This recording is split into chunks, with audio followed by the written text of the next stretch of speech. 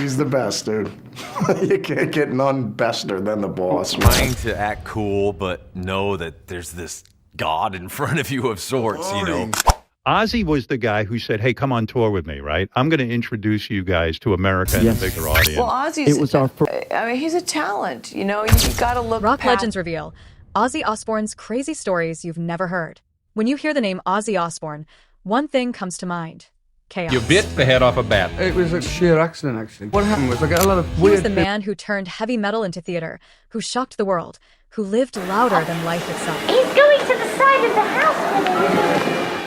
Ozzy! The stories of Ozzy's madness are part of rock folklore, some of them so wild you'd swear they couldn't be real. But here's the truth. Most of them are. Lots of people are sharing Ozzy Osbourne stories and tributes. And the people who were there, his bandmates, his friends, even Ozzy himself, have told us the details. These are the crazy, unbelievable, but completely true stories of the Prince of Darkness. Here's some wild tales from people who met Ozzy Osbourne. The bad incident.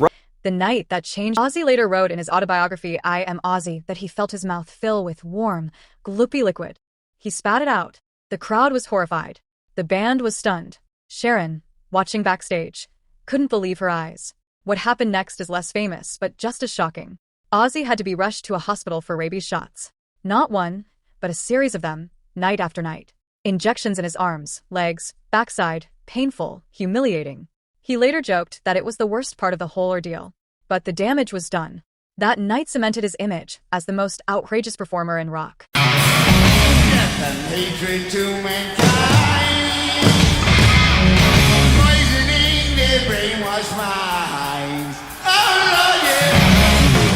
The bat was already dead when it hit the stage.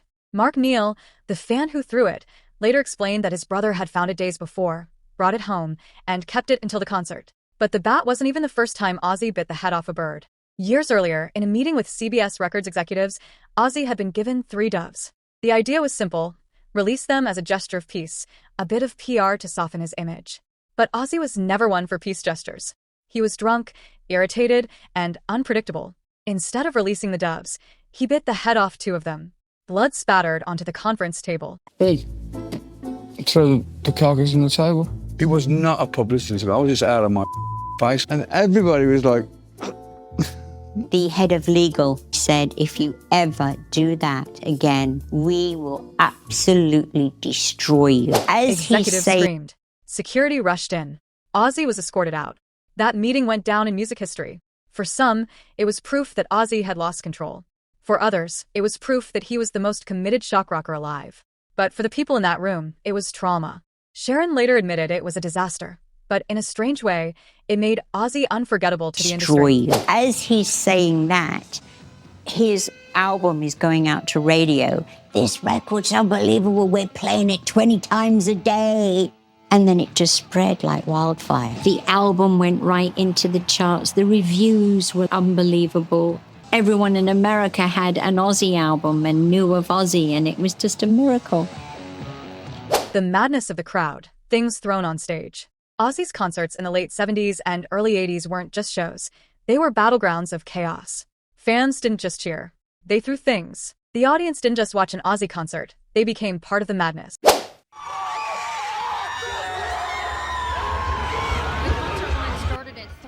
This morning. We rock, man! Yeah! More than 18,000 music fans. Ozzy has said many times that he didn't plan the bad incident. It wasn't some carefully staged stunt. It was a mistake, one he instantly regretted. But once the media seized it, once fans latched onto it, there was no going back. The Prince of Darkness had bitten the head off a bat, and that was that. For years, he leaned into the story. Merch with bat designs. Jokes in interviews. He made it part of his identity. Yet in private, he admitted it haunted him. Hi, Night Flight fans. We're talking with the one and only Ozzy Osbourne. Good evening, Ozzy. What? Good evening, Ozzy. Hello there. How are you? Fine. The rabies shots hurt. The backlash was real. And he sometimes wondered if it was worth it. But Ozzy was a survivor. He didn't erase his mistakes, he owned them. And that's why fans loved him. Lesser-known tales, beyond the headlines. There are other stories, too. Ones less told, but equally crazy. We're there for a week. On the plane, Ozzy is so drunk. He's so drunk.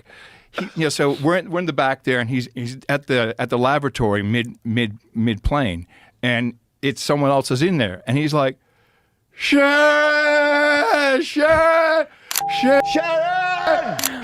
and she's like, oh, Ozzy, and he pees his pants right there in the aisle. I'm like, holy crap. Ozzy peed his pants. Sharon. So this was a wild trip. And Germany, early 1970s. Ozzy once tried to visit Dachau concentration camp. It was meant to be respectful, but he was drunk and out of control. The situation got so bad, he was removed from the tour. Slip out. I decided to hide all his clothes. I sort of thought, I know. So I put one of her dresses on and I went out. And he put on one of my dresses and goes down into the bar. The next day they had... On stage antics. In one show, Ozzy reportedly goose-stepped across the stage in Germany, a shocking act that offended fans. Threw a massive frog onto the stage once. Ozzy picked it up, held it aloft, then tossed it back into the crowd. No harm done, but the moment became one more entry in the catalog of chaos. Lots of people are sharing Ozzy Osbourne stories and tributes, which is great. I got to know Ozzy a little bit in the studio and playing festivals together, and I don't want to ruin his reputation as the Prince of Darkness, but I always found Ozzy to be actually really sweet and sort of gentle. The Prince of Darkness, I guess. But I wanted to share this one story that right before he died, one of the last things he did was collaborate with chimpanzees on a series of paintings that were auctioned off to benefit a chimp sanctuary. I feel like that speaks volumes to his character. And Ozzy, you are missed, and I hope you're at peace. Myth and legacy. What do these stories tell us? They tell us that Ozzy Osbourne wasn't just a performer. He was a man who lived in extremes. A man who didn't know how to filter himself, who sometimes made catastrophic mistakes, but who always remained authentic. 4 or 5 star hotel. We just kind of set up shop around the pool, and Ozzy's like, I gotta fucking pee. He just whips out his and is peeing at the Four Seasons pool. I look over, I see moms grabbing their kids, covering their eyes and going, come on, honey, let's go. He's clearing the pool, and he looks over, and some kid left a little popsicle stick on the ground, and there's a fucking mad trail of ants going to this popsicle stick. He looks over, and he sees it, and he goes, and he just gets on the ground, and he just starts ripping this line of ants. His bandmates, his friends, even Sharon all admit, some of these moments were terrifying. Some were shameful, but they were also part of what made Ozzy unforgettable. Because rock and roll, at its core, is about danger. It's about pushing boundaries. And nobody pushed them further than Ozzy. People think of him as the Prince of Darkness, and, on stage, of course, this huge persona, a giant. Ozzy was always Ozzy. Through disco. The bat, the doves, the madness of the crowds, these weren't just stunts. They were the chaos of a man who lived fully, dangerously, and without apology. And when rock legends look back, when they reveal the stories behind the myth, they all agree. You could make up Ozzy Osbourne if you tried. Because sometimes the craziest stories are true. He can't sing. The boss just comes in and he's like, Zach, you gotta call one for me. I'm like, what are you trying to do, get us both fired? And he's just like, do you have any? I go, yeah, of course I got beer with me. He just goes, I'll meet you in the bathroom. So we go in the bathroom. And I'm in a one bathroom stall. He comes in, like into the other bathroom stall. He goes, yeah? I go, yeah. I take a beer, I put it under the thing, and then Oz grabs the beer. He heard, and he slides it back over and he goes, thanks, Zach, I'll see you back at the hotel. When legends talk about Ozzy Osbourne, they don't just talk about the music.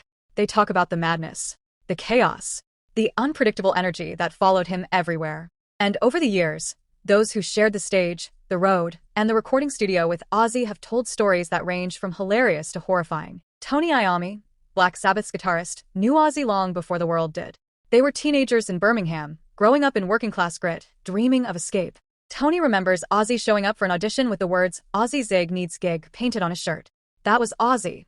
Desperate, raw, inventive. But even in those early days, chaos was his trademark. Tony recalled how Ozzy once covered himself in fluorescent paint before a gig, only to discover it was industrial paint that wouldn't come off. He walked around glowing for days. And we were looking for a singer, Bill and myself, the drummer, and we went around the music shop and we saw this ad, Ozzy Zig requires gig. Oh. I said to Bill, I know an Ozzy. I said, but it can't be him. Can't be the same guy. And sure enough, we went round to the address of the house and knocked the door, and his mother came. John, it's for you. Yeah. And I saw him walking up the hall, and I said to Bill, forget it. Anyway, he came to the door, and we talked to him for a bit, and then we left. And I said to Bill, oh, forget that. You know, I said, we don't want to go there. I said, as far as I know, he can't sing. Another time, in Germany, Ozzy shaved off his eyebrows during a drunken spree. The next morning, he looked in the mirror and burst out laughing, scaring himself with his own reflection. For Iommi, these antics were both maddening and endearing. He was always up to something, Tony said. You never knew what he'd do next. That unpredictability was part of why Black Sabbath quit. I went to his house. I don't remember why. And that was where I met him, at his house. It ends up to just me and Ozzy by ourselves. I just met him. He's like, oh, Rob, I want to play you my new record. So he puts on his new record. I think he's going to play one song, maybe. He plays the whole album, looking directly at me, singing most of it. And I'm simultaneously thinking, this is awesome, and this is so uncomfortable, I don't know what to do. You know, on stage, Ozzy was pure electricity. Off stage, he was pure chaos. Geezer Butler, Sabbath's bassist, tells one story that still shocks fans. During a tour in the US, the band trashed a hotel room so badly that management banned them for life. Ozzy's contribution? Defecating in a room service tray and leaving it for housekeeping. It was disgusting, outrageous, and typical of the band's reputation at the time. Geezer admitted that Ozzy pushed things further than anyone else. Where others stopped at breaking furniture, Ozzy went for shock. It wasn't always funny. Sometimes it was disturbing, but it always left an impression. Randy Rhoads, Ozzy's beloved guitarist during his solo rise, was often the calm to Ozzy's storm. He once said Ozzy had two modes, complete focus on stage and complete madness off stage. Rhoads remembered Ozzy urinating on the Alamo in San Antonio in 1982, a stunt that nearly got him jailed and banned from the city for life. Well, what do you do to relax? Smoke marijuana. You were joking when you said that, of course. Yeah, right. That was whatever you did today. Just because I'm a Mexican. Who remembers?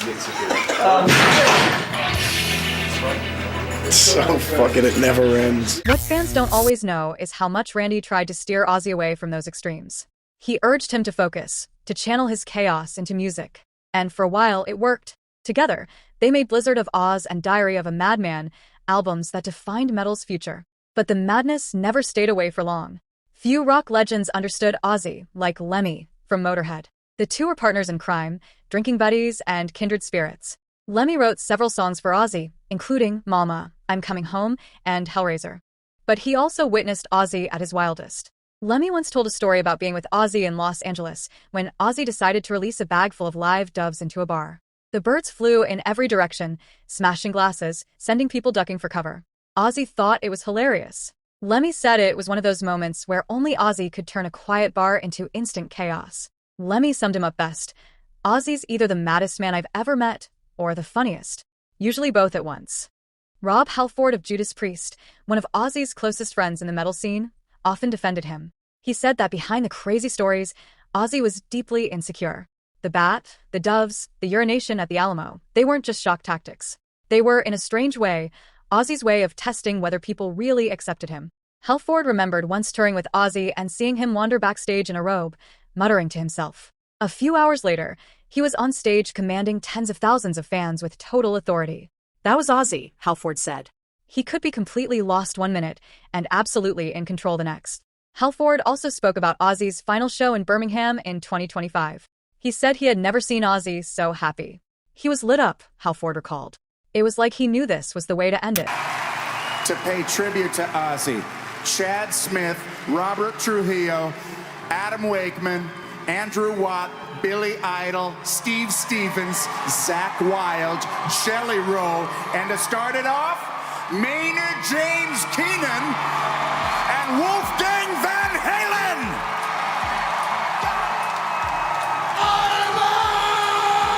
Whisper. Sharon would walk both into of them because it was, I say it's heartbreaking, but also if you could have scripted a way for Ozzy to go, actually I think what he would have done is said, I would like to have a farewell concert in Birmingham, the city where he grew up as a young lad, where Black Sabbath were formed. I'd like all my mates, Metallica, Guns N' Roses, all these guys. I'd like all my family. They were all backstage.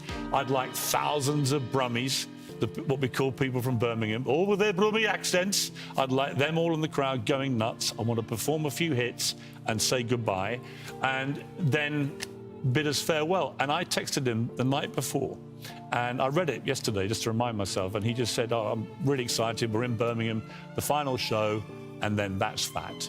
And when I read that text again, I was like, wow. It was almost like he was putting a seal on the end of his life, you know? And look, if you said to Ozzy in his 30s and 40s, you're going to live to 76, he'd have gone, I'll take that. You know, he had a wild, crazy life. Of all the legends, Sharon's stories are the most shocking and the most personal. She remembers the night Ozzy tried to kill her during a drug-induced blackout. He was arrested, put in rehab, and she nearly divorced him.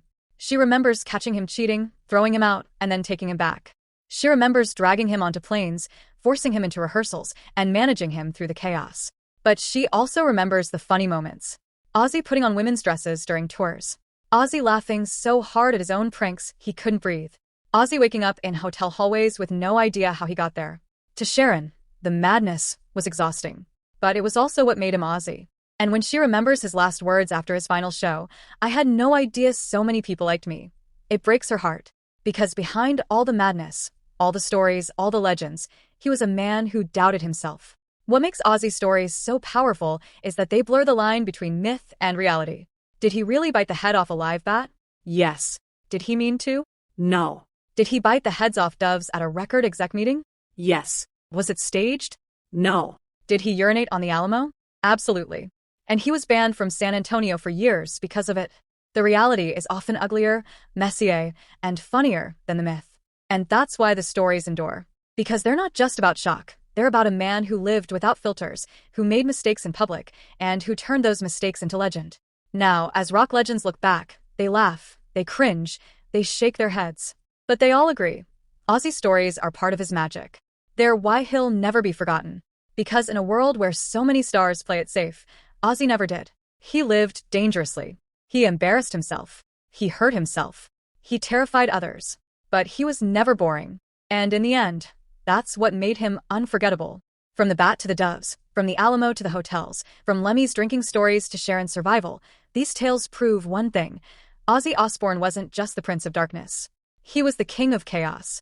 And the crazy stories, told by rock legends who loved him, who survived him, who sometimes barely forgave him, are the proof that his legacy is larger than life.